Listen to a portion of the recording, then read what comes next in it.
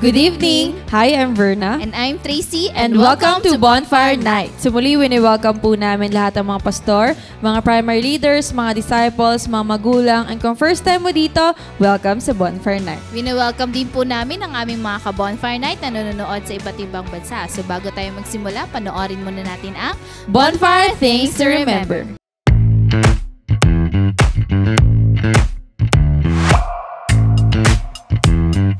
Here are your bonfire things to remember. Bring your notebook, Bible, and ballpen. Open your heart to the message. Hashtag Puspus Yarn. No unnecessary activities while watching. Hashtag multitasker. Wag ganon. Focus on the message through our speakers. No? Kasi kung makikita natin, ang gaganda ng promise. Ang gaganda ng Hashtag promise. focus ka lang. Invite and tag your friends. Be a blessing. Hashtag friendship goals. Engage by sharing your thoughts and leave comments below. Respond to the message and take action. Oh, huwag kalimutan mga ka-bonfire ha. Paalam!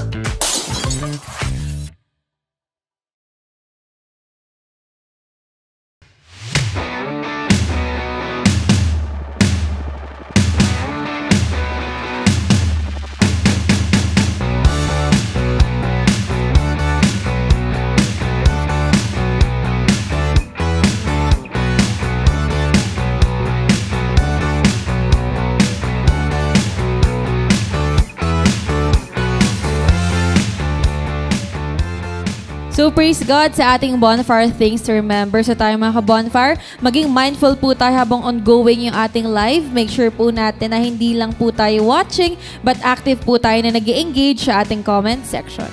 Amen to that as well. Let us all be excited. Kaya in-encourage ko ang bawat isa na tayo po ay sama-samang tumayo at papurihan natin ang ating Panginoon together with our worship teams sa pamamagitan ng isang awit.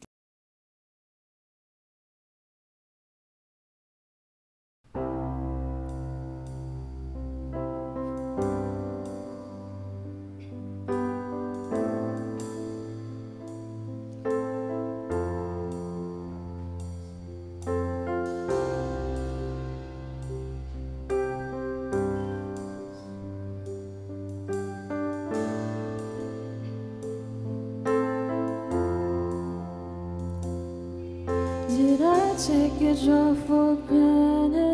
Was I making friends with feelings when all I had to do was let go and let you in?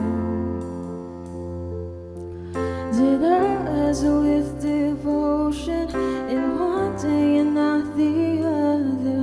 When you were always gentle, you were always good. There's not a missing piece when you're the thread between. Make right what's wrong in me. You only make good things. My Father, tell me the truth again. Remind me of who I am. Love me like no one can. You always do. Sing over me again. I live with open hands. I know you're still working. You're not done yet.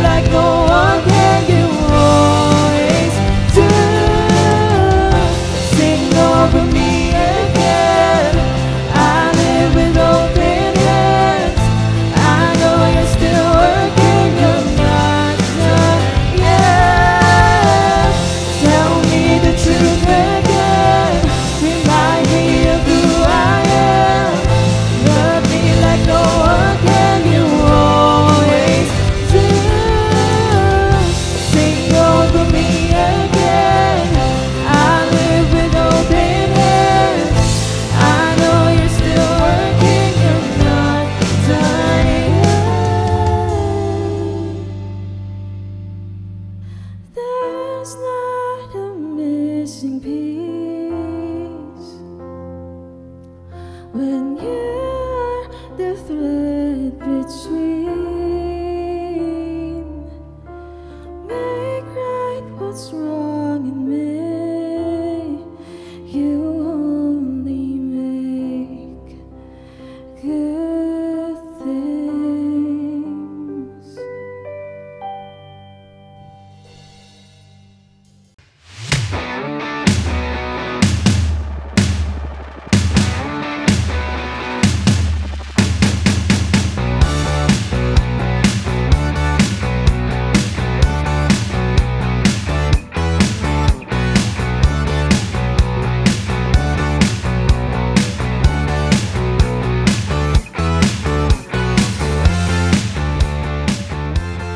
So praise God, and tonight let us all be excited dahil muli makarinig tayong salita ng ating Panginoon through our speaker. So we are reminding everybody na wag po natin hayaan tayo ay ma-distract, but magkaroon tayo ng focus habang nakikinig tayo sa message for tonight. Amen to that. That's why let us ready our hearts and our minds sa message na mapapakinggan natin tonight. For our speaker, she is one of the primary 12 of CJS Bacoor, a leader of leaders, a cell group, coordinator of the said church, and a loving wife and mother. Let's welcome Jen Colo.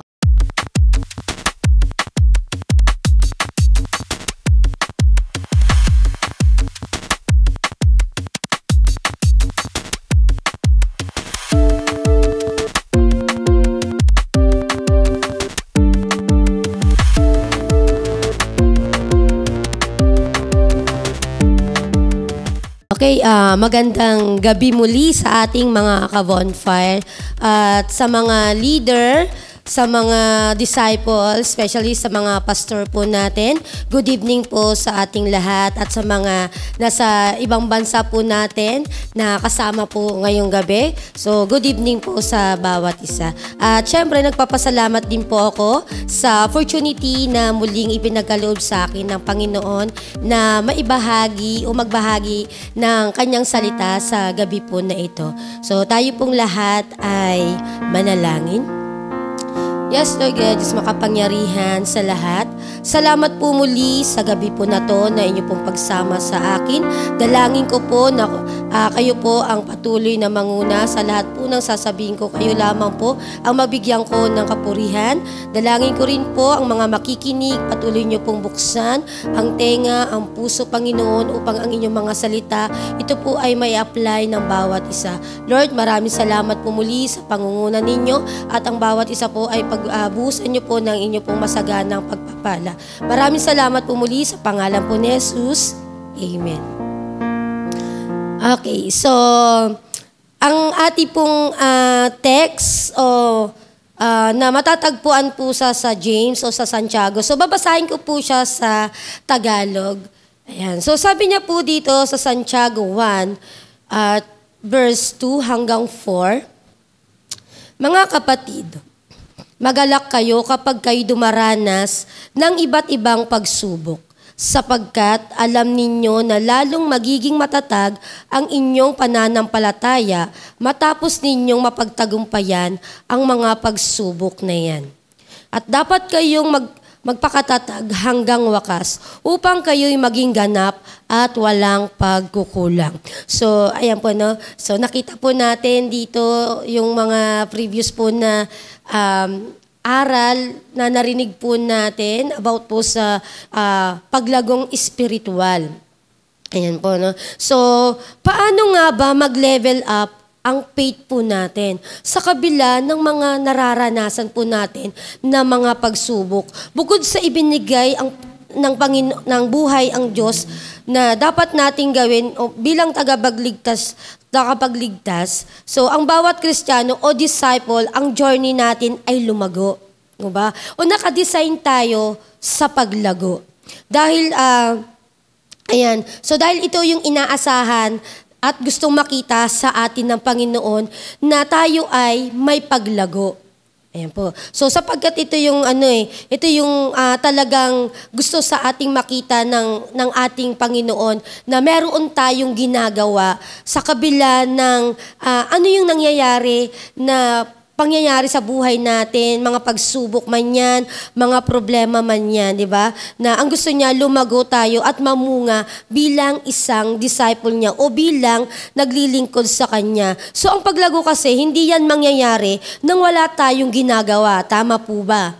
Ayan. So, kaya dapat meron tayong meron tayong plan, meron tayong discipline, meron tayong kung paano natin to maia-apply sa buhay natin, kung paano natin to gagawin, at ano yung mga goal natin. So, dapat meron tayong ganyan na kaisipan kung gusto natin yung may paglago o may nangyayari sa ating pananampalataya. So, after being a baby Christian, yan. So, syempre po lahat tayo, di ba? Dadaan po yan sa mga baby, sanggol, ayan. So, syempre lahat tayo ay daraan sa pagiging, yung, alam mo yung tipong, hindi ka pa nakakapaglakad, ayan, yung wala ka pang alam, di ba? So, pero dapat, habang lumalaki tayo, nagiging mature tayo, nagiging adult Christian tayo, o nagiging adult disciple tayo. Pero, problem minsan kasi, nagiging tayo, kahit sa sobrang tagal na natin, ang nangyayari sa atin, nagiging bonsai tayo, no? So, ayan, nakakita na po ba kayo ng bonsai na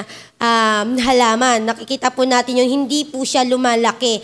Diba? So, ito po yung mga nag-stop na lumaki o nananatiling baby na po. Kahit po sabihin natin na napakatagal na po na Kristiyano. Diba? So, matagal na Kristiyano. Pero, alam niyo po ba yung hawak niya is chupon pa rin. So, malalambot pa rin na pagkain. So, meron naman po dito na yung ulo lang po yung lumalaki. Meron po siyang hydrocephalus. Diba? Kumbaga parang, yun lang yung lumalaki sa kanya. So habang tumatagal, nagiging mayabang. Diba? So, ayan po. No? Now, so yung pinaka-topic po natin, it's time to grow up. Ayan. So, more specifically, grow up imbis na lumayo. Ayan. So, ayan. So, imbis na lumayo po tayo sa mga pangyayari po sa atin, dapat nag-grow up po tayo o lumalago po tayo. Yan. So, yung paglagong pananampalataya po natin sa kabila po ng mga problema, mga pagsubok, yung mga personal battles po natin in life, sakit, yung mga sakit o karamdaman, kung ano man sitwasyon na dinaranas po natin. Ayan, supposed to be, ang mga pagsubok sa buhay natin, ayan, yun yung tutulong sa atin para po lumago tayo o lumakas ang ating pananampalataya. But in a reality, diba, sa kabila ng bandang maraming imbes na lumago, sila po ay lumalayo. Diba? So, lumalayo sa pananampalataya. Nakakalungkot po, no? Pero but, yes, it is. Yun po talaga yung nangyayari. Kapag alam mo, o makikita natin ang tao na walang paglago spiritually. Kaya nga po dyan, sabi niya nga po dyan sa Santiago, dun po sa pinaka-text po natin, so, anin po natin ulit. Basahin po natin ulit sa Santiago chapter 1, verse 2 hanggang 4. Sabi niya po, mga kapatid, magalak kayo kapag kayo'y dumaranas ng iba't ibang pagsubok, sapagkat alam ninyo na lalong magiging matatag ang inyong pananampalataya matapos ninyong mapagtagumpayan ang mga pagsubok na iyan. At dapat kayong magpakatatag hanggang wakas upang kayo'y maging ganap at walang pagkukulang. Diba? So, the moment you stop growing, you start dying. Diba? So, if you won't stop doing the vision, we invite spiritually death. So, yun po yung talagang nangyayari po sa atin. Kapag once po na nag-stop po tayo, mag-start na rin po tayo mamatay spiritually. Ayan. So, nawawala po dito yung pinaka-momentum natin. So, hinahayaan na lang po natin na hindi na lang po tayo lalago, di ba? Nawala na lang po tayong action na gagawin. We need to be understand na kailangan natin lumago, nag-grow sa kabila ng mga pagsubok sa ating buhay. Diba? So, kung titignan po natin yung pinaka-verse po natin, diba? Sabi niya po, magalak kayo. So, yung mga nagagalak lang po sa kabila ng mga pagsubok na nararanasan, ito po yung lumalago spiritually. Pero pakikita po natin dito, kapag once na may mga pangyayari sa buhay, pagsubok, diba? Ito yung lumalayo. Ito yung sinasabi nila na, bakit nung time na tinanggap ko si Jesus Christ, ay parang mas dumami yung problema na nararanasan ko. Diba? O bakit parang hindi na ako makawala sa mga pagsubok na to? O yung mga pangyayari sa buhay. Diba? So, ayan yun. Pag marami kang complain, marami kang sinasabi, in short, wala pong paglago daan. Diba? So pag once na meron tayong paglago, ano man yung pagsubok na nararanasan natin, ito yung mga tao na nagpapasalamat sa kabila ng mga pangyayari sa buhay niya. Diba? So yun, makikita po natin doon yung pagkakaiba. Ayan. So kaya po ang pinakatanong po natin, what should we do to grow? Ayan. Kaya po yung number 1 po natin, growth is a must. Ayan, kapag sinabing lumago ka o mag-grow ka, sign na nag-grow ka nga at may nangyayari. Diba? So hindi pwede po nating sabihin na lumalago ako Pero hindi nakikita. Kasi ibang tao po ang makakakita na tayo ay lumalago. Ayan. So, spiritually growth means becoming Christ-like. So, nagiging katulad na po tayo ni Kristo. Meron na pong pamumunga na nangyayari. Ayan. Meron na pong pangyayari na talagang yung cell group natin, ayan, yung mga hinahandle natin, may paglago na din na kasama o nahahawaan na natin sa paglago.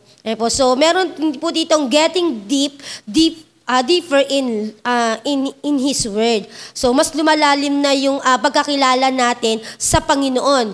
Diba? So, ayan, lumalalim na siya.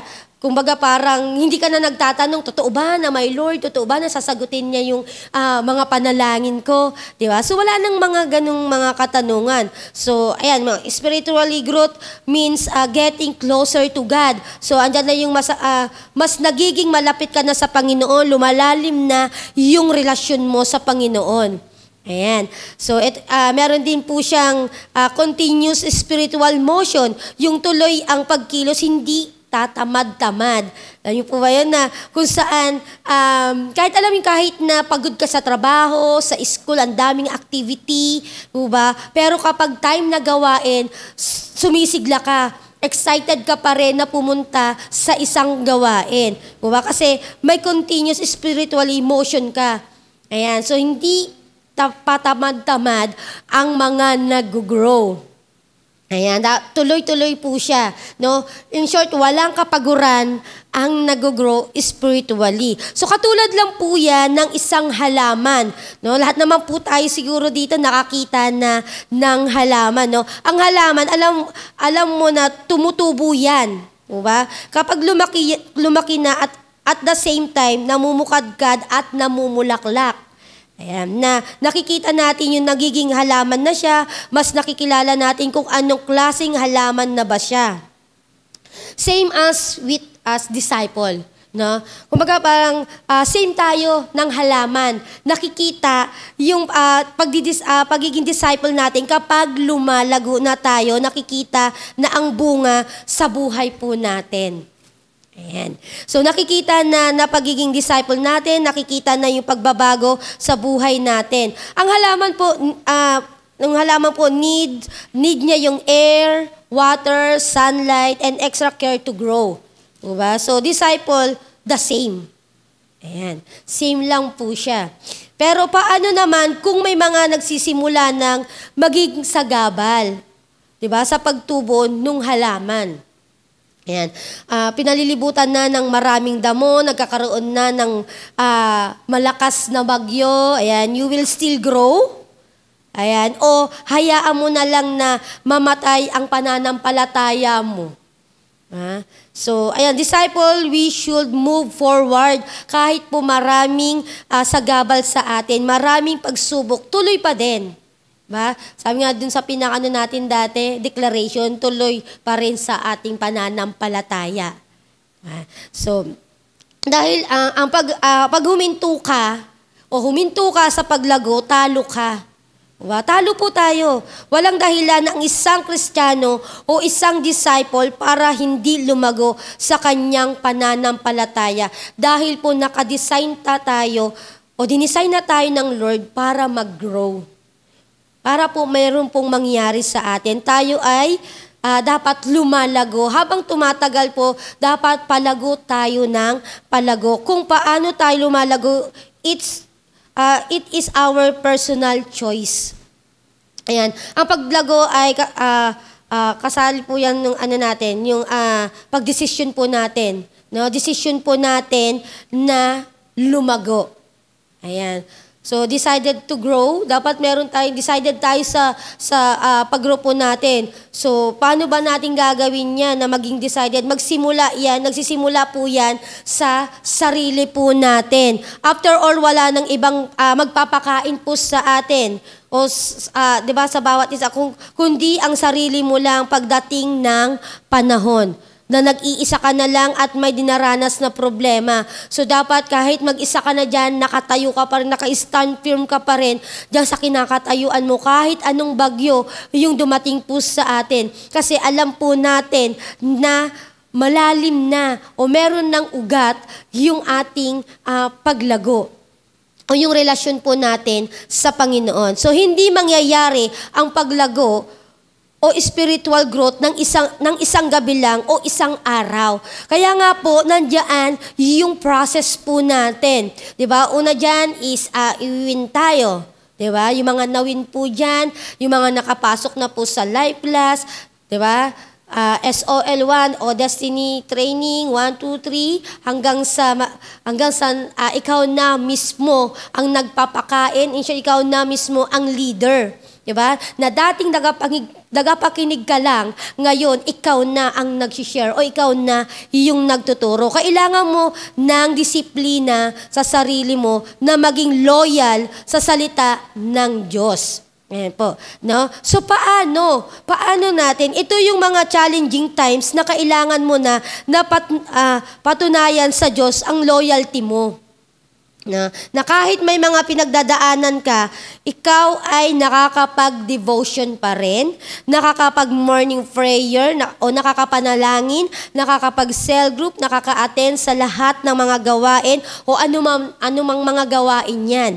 Diba? Kasi loyal ka sa kabila ng mga nararanasan natin. I-prove natin sa Diyos na loyal pa rin tayo sa Kanya. Anuman yung mangyari, anuman yung mga bagyo na dumating sa ating buhay. Maglaan lagi ng oras sa salita ng Diyos. Huwag puro cellphone.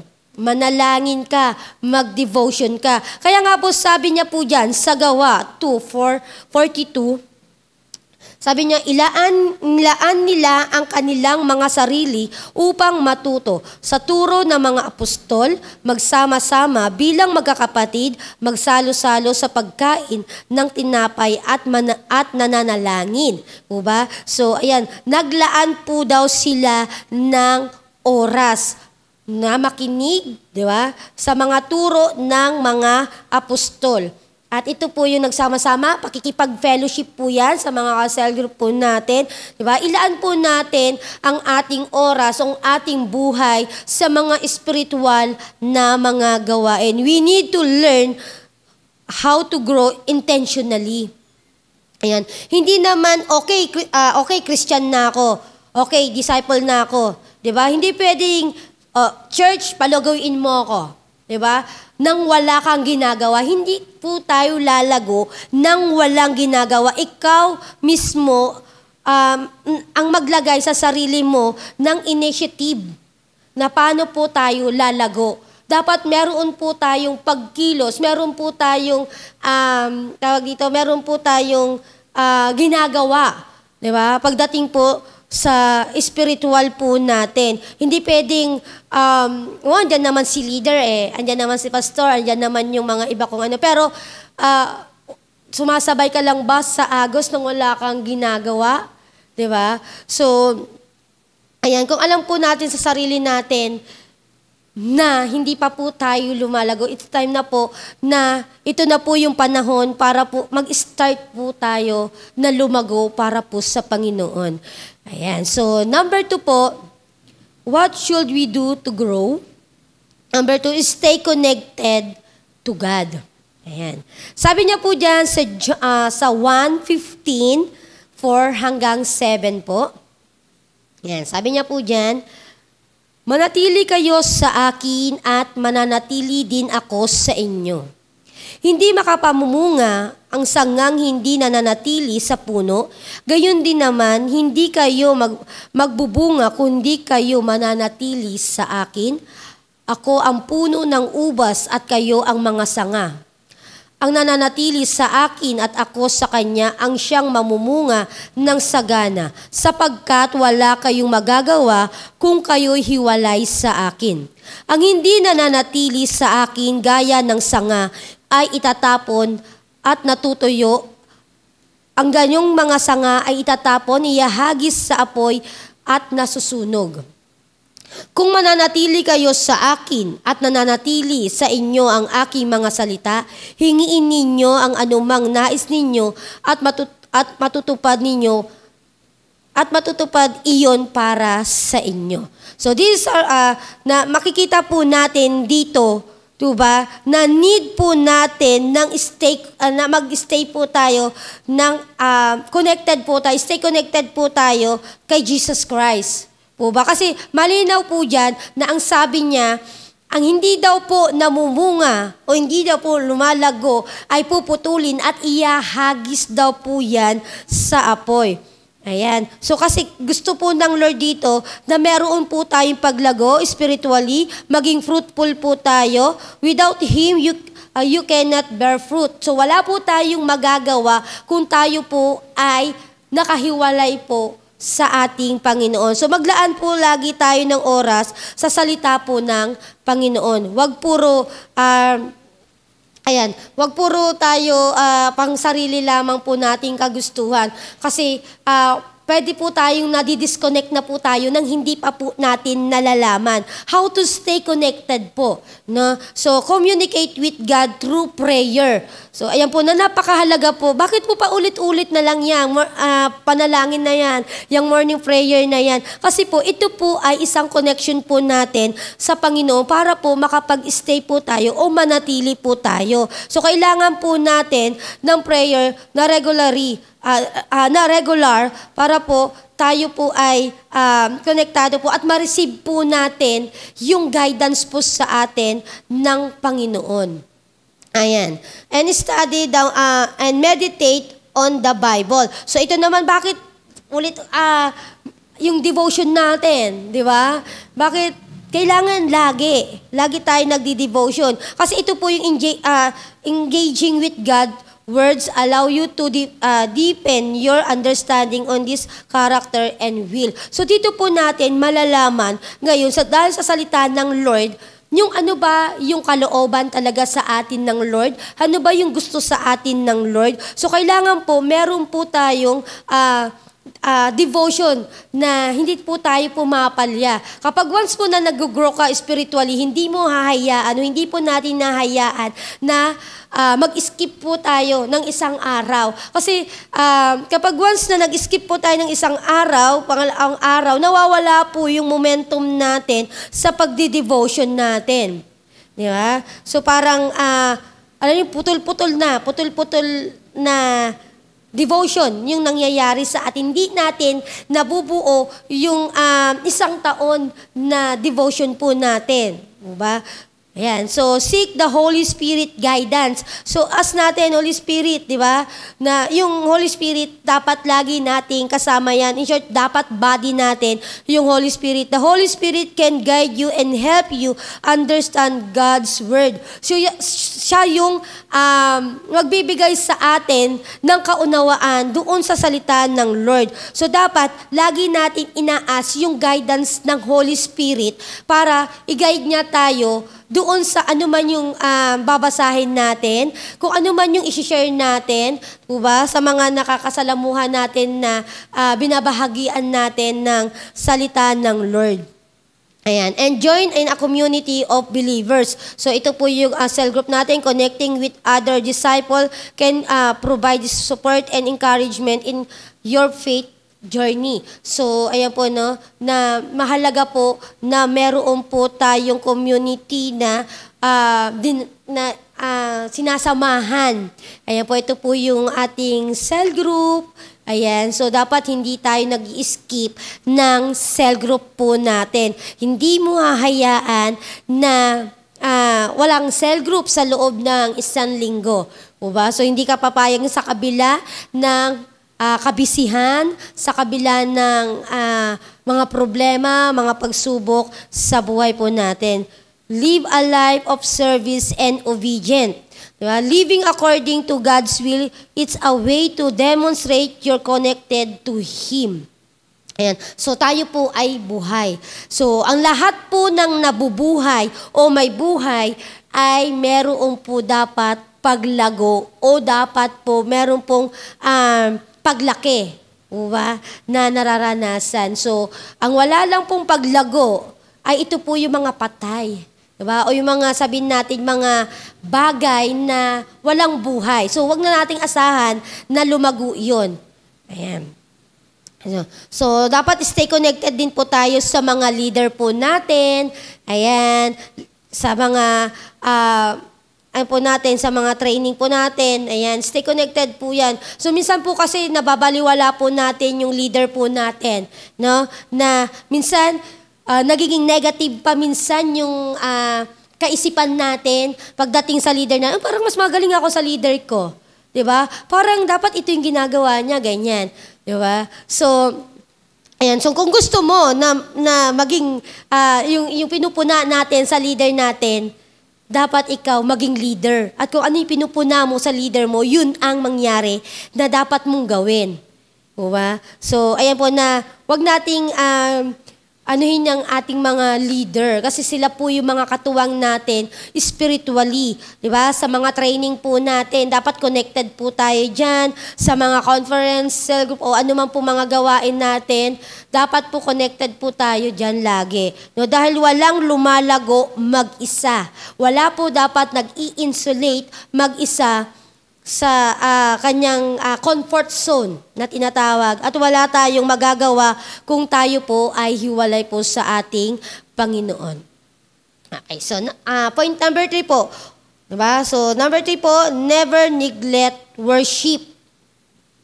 Ayan. Sabi niya po dyan sa Gawa, chapter 2, verse 46, araw-araw silang nagkakatipon sa templo at nagpira-piraso ng tinapay sa kanilang mga tahanan na masaya at may malinis na kalooban. Nagpupuri sila sa Diyos at kinalulugdan sila ng lahat ng tao. At bawat araw ay dinaragdag sa kanila ng Panginoon ang mga naliligtas.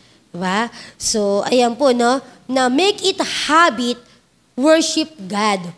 Diba? So dapat nagiging habit po natin yan. Ano man po yung ginagawa natin, maging lifestyle natin na mabigyan ng worship yung ating Panginoon. Kahit po mga simpleng bagay lang po yung ginagawa natin, dapat po nare-recognize po lagi sa buhay natin ang Panginoon. Diba? So isang bagay na importante para sa iyo ay lumago. Huwag mong aalisin ang pag-worship o pagpupuri po natin sa Panginoon. Kasi ito po ay napakalaking bagay na dapat po natin talagang ginagawa as a disciple, as a servant, as a leader ng Panginoon.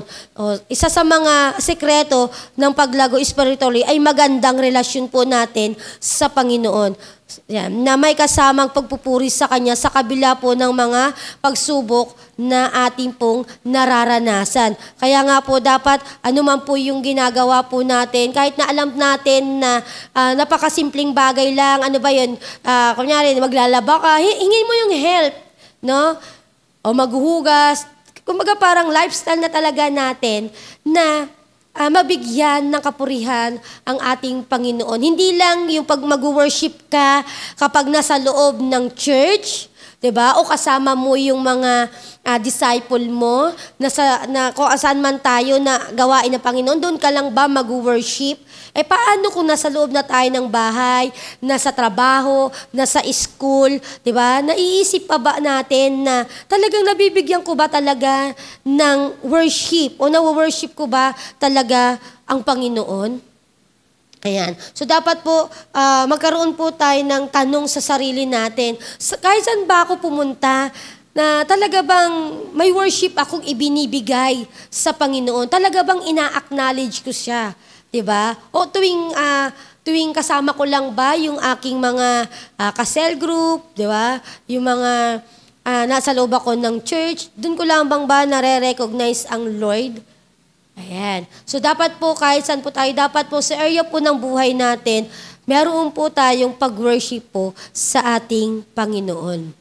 Ayan. Kasi ang lumalago po spiritually, ito po talaga ay meron po siyang magandang relasyon na ipinapakita po sa ating Panginoon. Ayan. So pag meron kang magandang relasyon sa Panginoon, dapat lagi po natin siyang sinasama. Dapat nagiging body natin ang Lord. Dapat nagiging best friend natin ang Lord. 'Di ba? Na kung saan siya lamang dapat yung sasabihan natin ng kung ano yung nararamdaman natin, ano yung iniisip natin, 'di ba? Kung naipapakita ba natin talaga na yung closeness natin sa Lord, 'di ba? Dapat maging mas deeper yung ating pagkakilala sa Panginoon habang tayo ay tumatagal bilang isang disciple. Ayan. Kasi ang Lord po, kikilos at kikilos po yan sa mga taong willing na mag-grow spiritually. Pero pag hindi ka po willing mag-grow, ba, aalis at aalis ang Lord sa'yo o hindi mo siya mararamdaman. 'Di ba? Kasi hindi ka naman willing eh. Kasi sinasamahan lang ng Lord ang mga willing na lumago. Ayan. Okay, so sa ating pong conclusion, sabi niya po diyan, if we want to grow spiritually, we need to have a strong relationship with the Lord, discipline ourselves, spend time with God, and stay connected to Him. When we do, we will grow and bear fruit. Ayan. So, dapat po talagang gustuhin natin lumago. Ayan.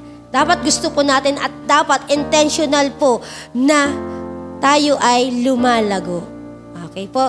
So, ito po, no, na dapat po natin tandaan at ang iiwan ko po sa inyo sa gabi po na to, ang lumalago po ay meron pong ginagawa. Okay po.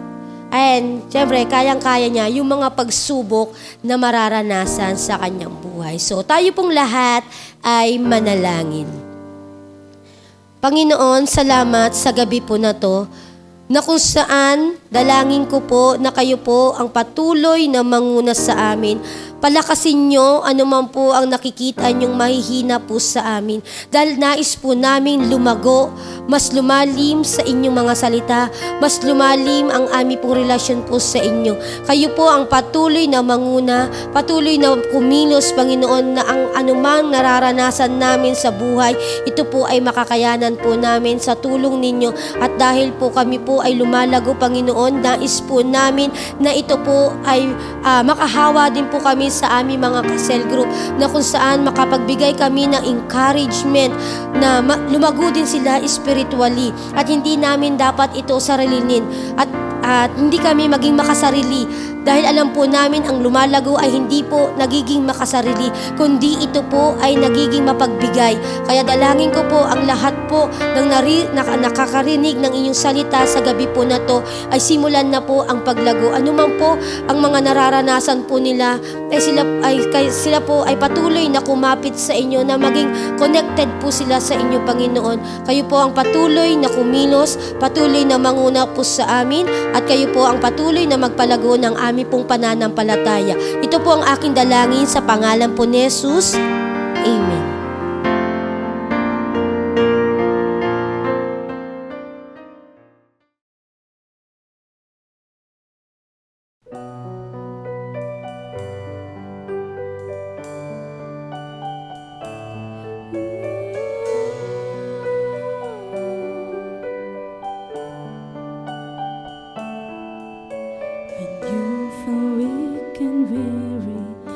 When doubts cloud all your view,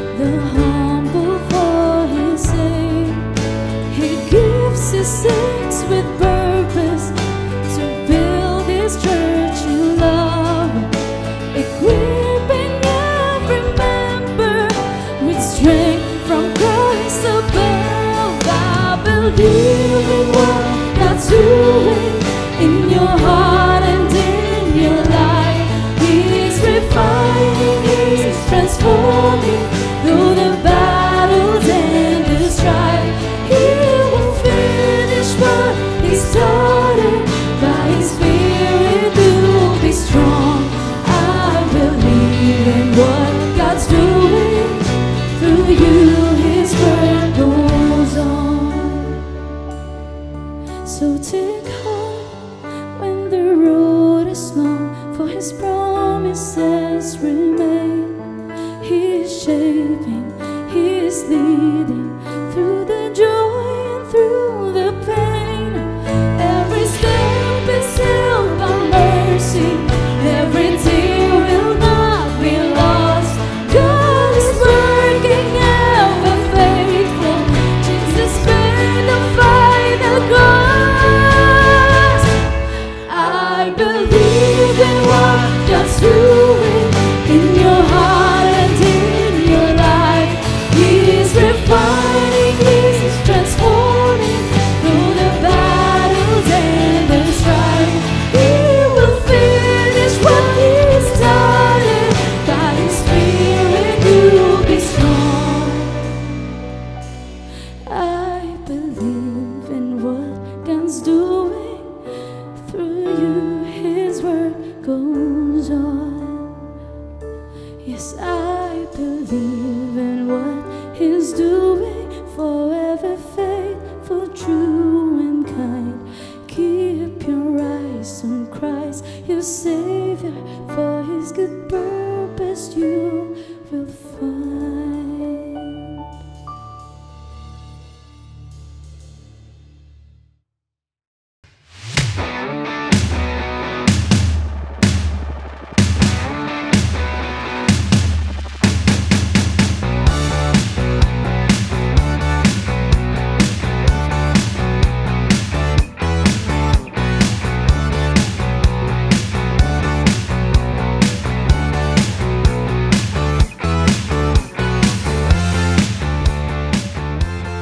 Praise God and thank you po Ate Jen sa message na hinatid niyo po sa bawat isa. At alam ko marami din po tayong natutunan. That's why we encourage everyone na patuloy niyo pong i-post sa inyong mga takeaways sa inyong mga social media sites using these hashtags.